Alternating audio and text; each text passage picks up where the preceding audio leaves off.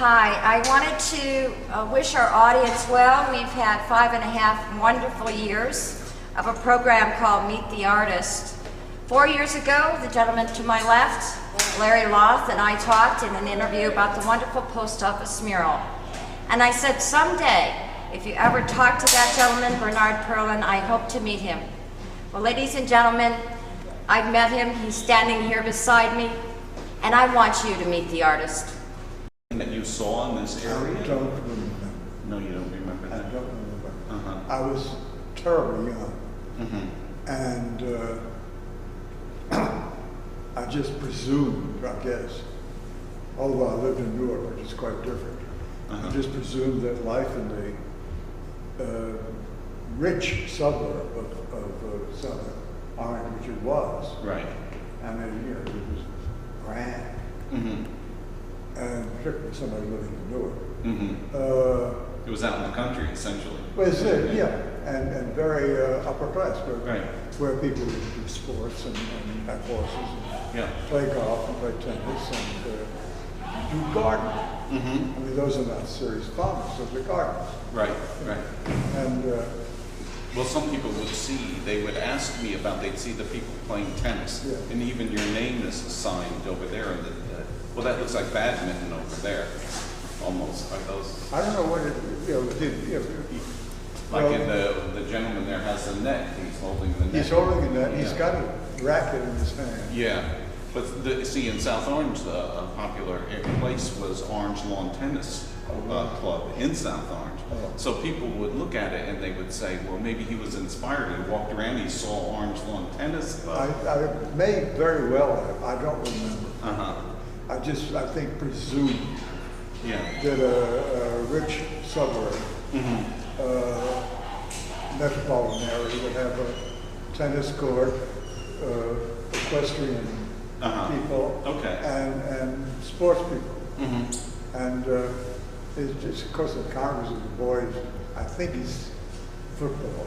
Is good, Well, I think there's a football and the baseball. It's football. So and maybe baseball, that's an old style helmet. That yes, it's a really old style helmet. Yeah. And you can see his face. Imagine painting a football player now. Yeah. But I was in Congress that there's baseball boys, going off with a baseball bat, and there's a baseball mitt there. At the same time, the boys playing football. So, it doesn't make a hell of a lot of sense. But so what? No, Well, if you recall, 4 years ago, on one of the questions, because some people wanted to know the question that I asked you on the phone, and it was whether this one figure over here, the one man, was a black man doing the gardening, as though it was like, whether there was any type of race. The only black one is the little boy. The little boy over here. And at that time, you said, go out and take a second look. And I left the phone up, off the hook, and then I got back and I said, oh yeah, I see it now. And I was discussing like the different people in the mural. I don't think that he was that dark originally. I don't remember. From time, maybe. From time, I think. As I say, he's got that old master patina on it. Yeah, right. Which is brown. Right, right. And that's just time and smoke and usual thing. But I think if it could be cleaned, you'd be surprised that that boy probably has flesh tones, and as I say, the coat would be red, and yes, his lip would be red. So it would have more color. But I'm amazed and delighted that it's stayed up on the wall. Yeah. Well, even when they would have people paint out here, they would attempt to be careful of not mistaking cover. That's very good. Yeah. I've looked at pictures. My studio, Now, the paint that you even used to do this, was that like oil-based paint on canvas? It's oil on canvas. And it's underpainted, which means that there's a pre-color. Everything is painted in fall. with design, shades of gray. And then the color is glazed on top of it. Okay. So that with time, and the underpainting is done with the tempera, white and gray, and then the painting on top is oil, the color. Right. So that with time, as the mural darkens, the under painting, the tempera comes through. Right. So Okay. so it's in other words, not a completely brown mess now. And the teacher and the little girl and so forth still have some gestures of light in this period. And I think it's because of the underpainting. Is that the light is the white is coming through. Right. Now, you had mentioned it was, you painted it over at a studio in New York. In New York. Right? And you spend about how much time? Was it an everyday thing, do you recall, that you went there? I doubt it very much. Because it's easily separated. And, but I try to get there every day. Yeah. But I don't know, I think I worked on it about a year. It's about a year it took? I think it's a long time, really. Because, well, first I had to do a cartoon on paper, I think. That's what you would have done, put it on paper first? Huh? You would have put it on paper first? Yeah, I had to make just for Washington. I had to submit a cartoon, so-called cartoon, which is the drawing on paper. And then that was approved, and I got some payment.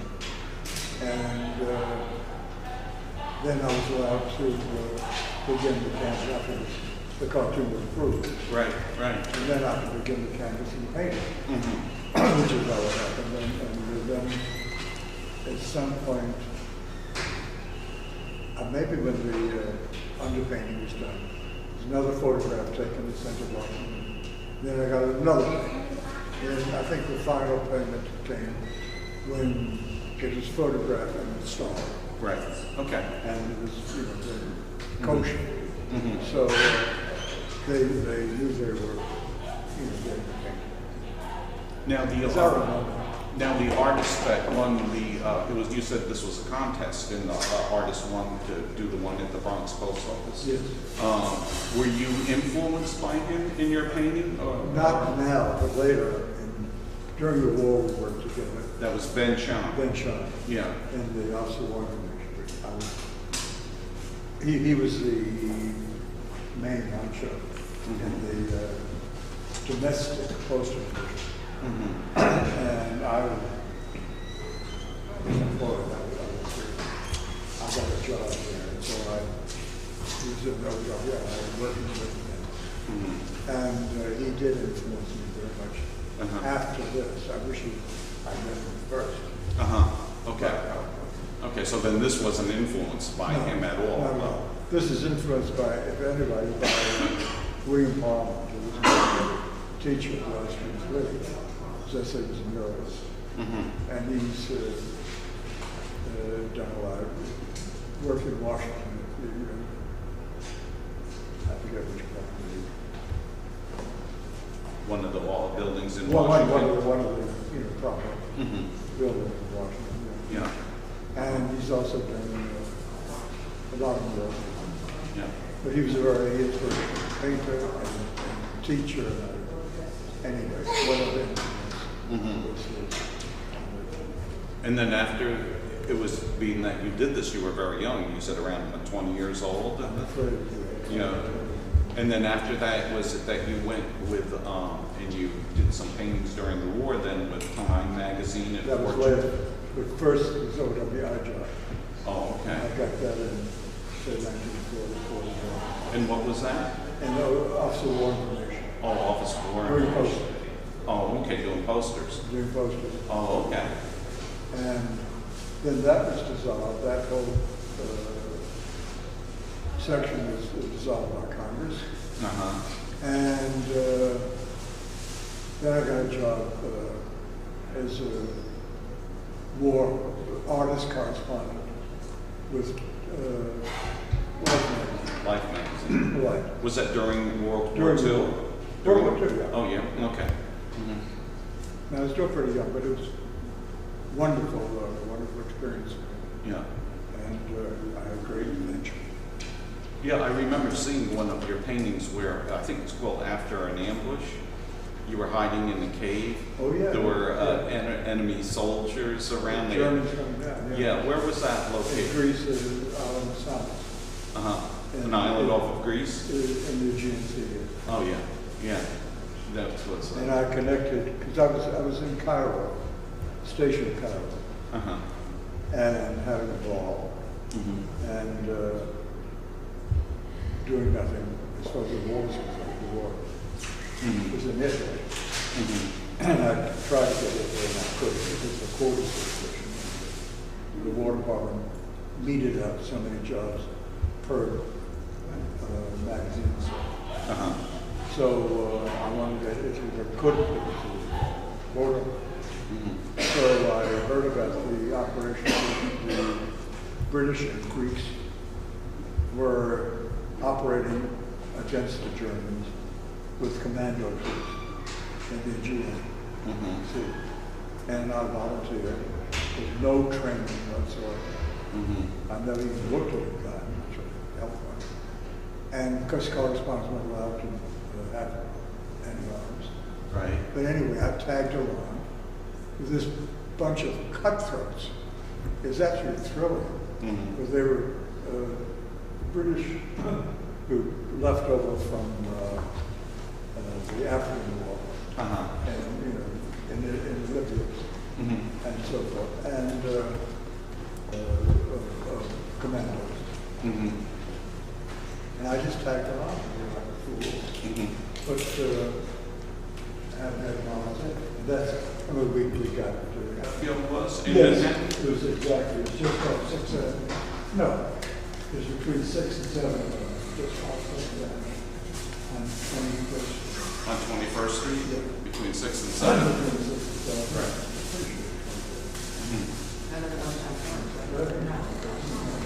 It was a loft in the back, they picked up the window, and it had this enormous space with great windows, Uh-huh. plate glass window, looking out the street. Right. And so I appealed for space. Mm-hmm. So I was in some time, and they let me rent the space Mm-hmm. big enough for this. For this? For this. Now, was this, did you paint this on the floor, or was it kind of standing? No, it was. I get just tacked it against the wall. Tacked against the wall? Yeah. Oh, And okay. there was a big wall, big Right. space. Mhm. And then the canvas was ragged, the Uh-huh. Yeah, top and bottom. Right. And I think I just put it in tacks against the wall. Mhm. I don't know. Mhm. But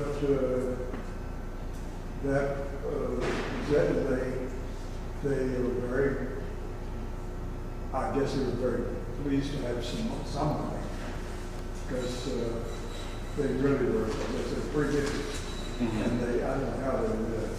Mhm. They were like friends of yours, though? The They were friends. Yeah. It must have been from art school, Uh-huh. because I think of the husband, whose name was Bayard something. Uh-huh. And do this thing there, and he brought their wife over that, because of being a loft, there were no doors, Mhm. and they were very much in love, and When you did this, did you know Ben Chan at that No, time? no. Or you just know he was also competing at I that? didn't know he was competing. Oh, okay. I'd never heard of him until the prizes were announced, Oh, and okay. he got to the post office. Okay. He and, but I didn't know then, and then I was in Washington, the Polish Kosciuszko Foundation. That's not. And that was a competition, and it was the decoration of ballroom walls for one night. And they had the anthem ball. And anyway, I was one of the, I can't do a competition. I just submitted, I don't know what, but anyway, I've got my own stuff. So, and I did these murals on paper. There was a series of 4 or 5 more paintings.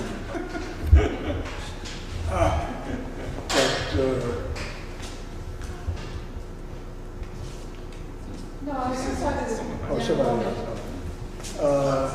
Anyway, that was my first murals. And then this came along. And we worked with, it was a competition. Was it like announced in a paper or an artist magazine? I don't remember that, but as my instructor was a muralist, he would have known about it. What was his name again? William Palmer, Okay. W.C. Palmer. So just as a class exercise, I guess, class project, Right. I did the sketches for the mural and the bronze. They were specified spaces. Right. And I sent them in, and lo and behold, as I say, got a movie for that. Right. And this is it. And I was staggered, and everybody was staggered, and it changed my life. Because I realized, because of this, that I could be a painter who could make a living. And happily, it's turned out that way. Yeah. I've been very fortunate. I haven't made a lot of money, but I've had a very good career. Well, I've read where families like Leonard Bernstein's family and the Rockefellers own art that you've done. Have you met those families? Or Bernstein used to be a friend of mine. And his wife was I'm sorry, I interrupted you. Leonard Bernstein story again. Oh, unforgivable. How much of this mural I've forgotten and don't know about. I mean, I'm curious about the woman behind the tree. What is she doing and who is she? No idea. Yeah. And there's somebody coming up over the hill there. Golf. He's With a a golf golfer. bag. He's a golfer. Right. He's a golfer, okay. Right. And it was a mishmash of sport and gardening and teaching. I mean, I was teaching. I was terribly realizing that in 1938 or 9, that hairstyles would change. So I was wondering how to make this woman, look beautiful and stylish always. You remember thinking that? I remember Back then? thinking You that. do? I remember Okay. because in those days, I mean, the prevalent style was little ringlets on top of the head, and it was very cute, very French. And I thought that would probably look dated. So, and I gave her as long hairdo. Her hair is very pretty, as I can see. And that's it. That's why. And I also remember making one of the children black as a concession to my left politics. Okay. That was very audacious in those days. So you were stretching the limits or whatever Yes. for back then. Well, yes, but back then, I incorporated a black child. Yeah. I think that if I were doing the mural today, everybody would be black. Okay. In South Africa. Well, anyway, but there are funny things like that. And as I say, I'm curious, I can't see very well. What, I mean, there's a watering can there. Mm-hmm. So I don't know what's sticking in it. Is that I don't know. It's a label? It's probably a kind of a label. Oh, okay. I don't know. Maybe for the gardening, to For say the what gardening, kind, yeah. maybe what you planted in what row, that kind of Oh, thing. yeah, for people, yeah. Yeah. You generally put Either it- that or it's a hammer of some. Well, that's what I was wondering about. Yeah. I don't remember. Yeah. Like it's called mitt, Mm-hmm. and a baseball bat, and a football, and then there's something down there, I don't know what, on this side of the garden can. I don't know what there's lying in it. Well, the one is a trowel, and the other one looks like one of those little hand rakes to scratch the earth. Like, you know, how you do some weeding Well, thank you. with that. Yes, oh, yes. See? So it could be. Yeah, Yes, that's Mhm. right. yeah. It's something though, as you keep staring at it though, you keep picking out more and more things. Well, yes, that's it's amusing. Yeah. I also remember that in this corner over here, this mess of greenery there Uh-huh. was a duplication of everything that's happened there. I mean, I can't dope it out now, Mhm. but I think that the green, the mess of In that corner in right that there. corner there. Okay. I think it's just simply a kind of parody Uh-huh. of everybody. There are three figures there, Uh-huh. and then there's the teacher who's there. Okay. I think I really, I can't see it well enough. It's not aged well. Now, can you see the two women on the other side of the fence Yes, up there? the They two might be women. talking about their neighbors or Yes, something up they're- there. Of course, they're suburban ladies. Yeah. And, well, it's surprising that there's a wastebasket there. I guess it's a watering pail. And I It don't looked know. in the waste paper basket, Well, though. this It is looks like it's got waste some paper fruit or, basket. no, it looks like a regular, one of the old type of Yeah, baskets. but what's that coming out of it? It's kind of like Well, green. Yeah, it looks like the top of some type of vegetables, yes. But then it looks almost like, no, the handle of it is shorter. But you almost got like a little sign. Remember how you said that you thought that was Yeah, a watering yeah, yeah, can? yeah. But there's something else sticking out there that I don't know what exactly what Maybe that it is. is. And again, there's a bit of greenery by the end of the fence there. Yeah, No idea what that is either. yeah, And it's full of mystery. yes. I think you even have a They're little, not meant to is that maybe a little church in the background too, way up Well, there? that's South Orange. Yeah. Yes. Uh-huh. And likewise, all that land, Yeah. I don't know, is that, On the other side of this building down there's a Oh, big there's a park park. and it kind of reminds people of this whole area. And when they look at it, they say, oh, he must have, and especially because above the park is the tennis club. Tennis court. So people look at it and they say, oh, he must have, walked down in that area. I may have, Uh-huh, I don't remember. okay, As I say, it was 65 years ago. right. And But you remember the lady's hairstyle. Well, I remember, yes, because that was, see, I put a cap on this one, so. Yeah, No, it's very amusing. yeah. I mean, I think it's funny, but I think it's amusing to me Uh-huh. to see it because there's so much I had forgotten. Like the horse Mm-hmm, is quite beautiful, mm-hmm, and behind the horse is a tree, which is mm-hmm. terrific. I can't make that. There's also some good tree. That looks like a pretty good tree. Yeah, And I just, it's very alien to me, that mm-hmm, the way it looks. mm-hmm. And it's not unpleasing. Mm-hmm. Yeah, I know, it's something that you can kind of get lost in. Well, if you spend time enough, Yeah. you can, and I'm sure nobody does. Oh, they do. As they stand here in line, this is the line people stare up at. Although they're waiting. Well, yeah, when they're waiting, Oh, yeah, right. yeah.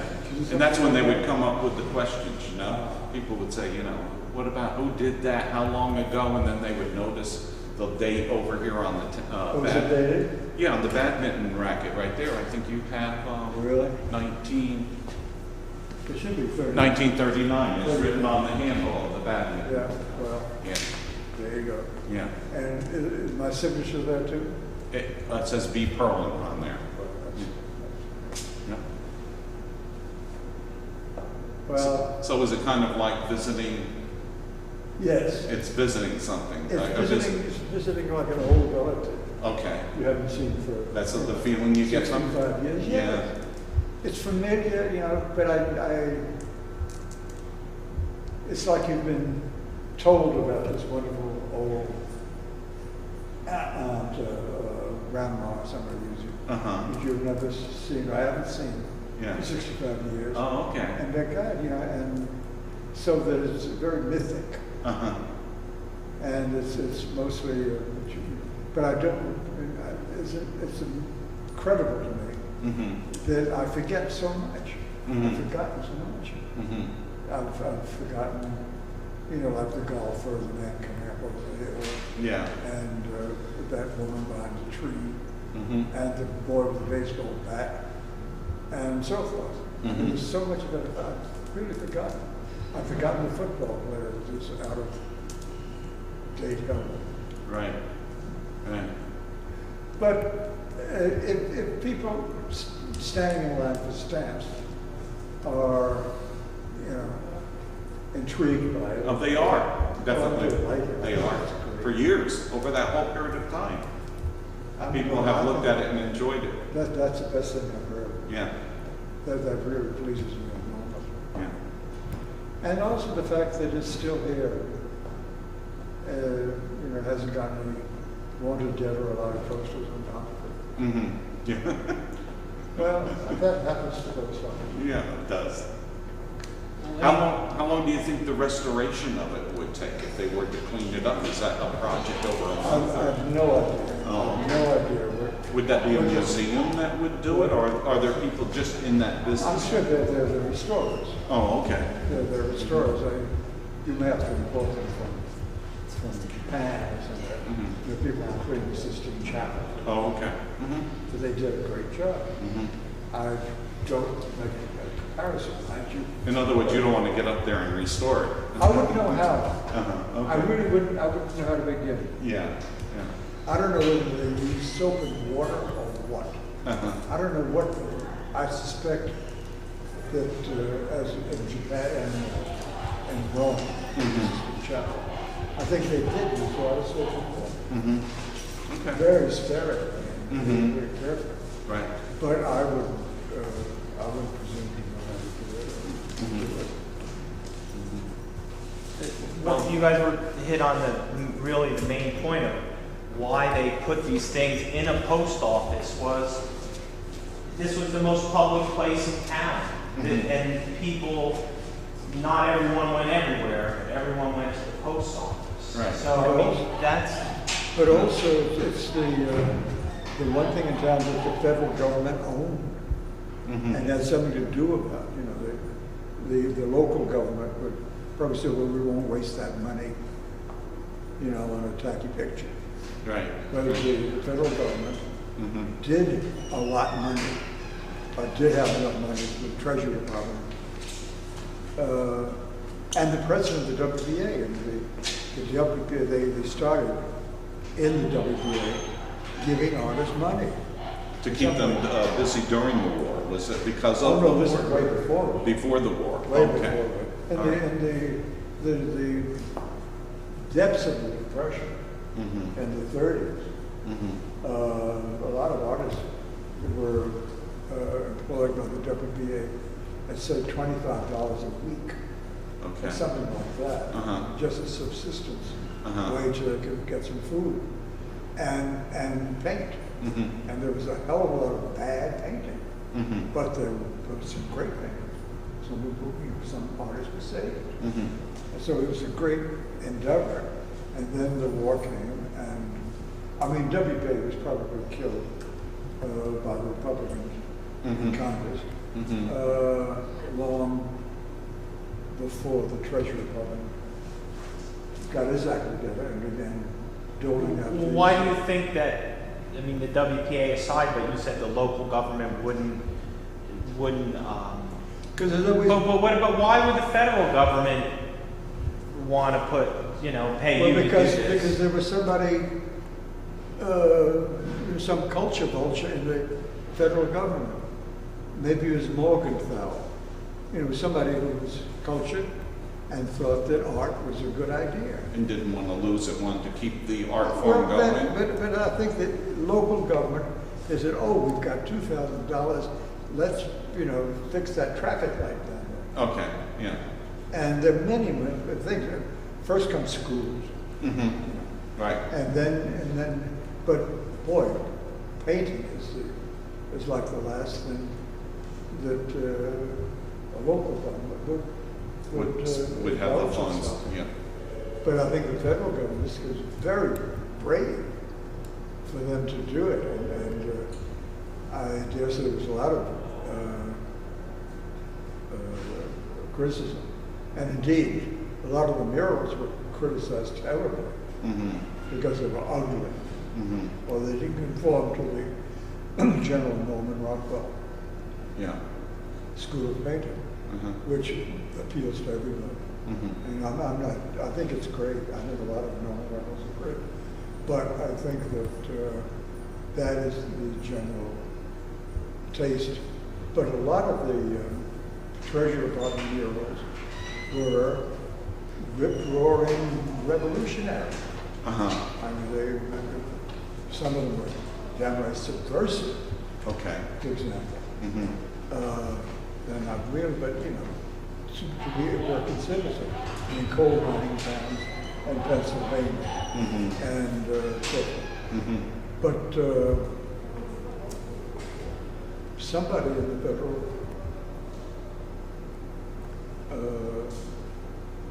bureaucracy had the guts and the cojones to do it, to spend the money, and to invent the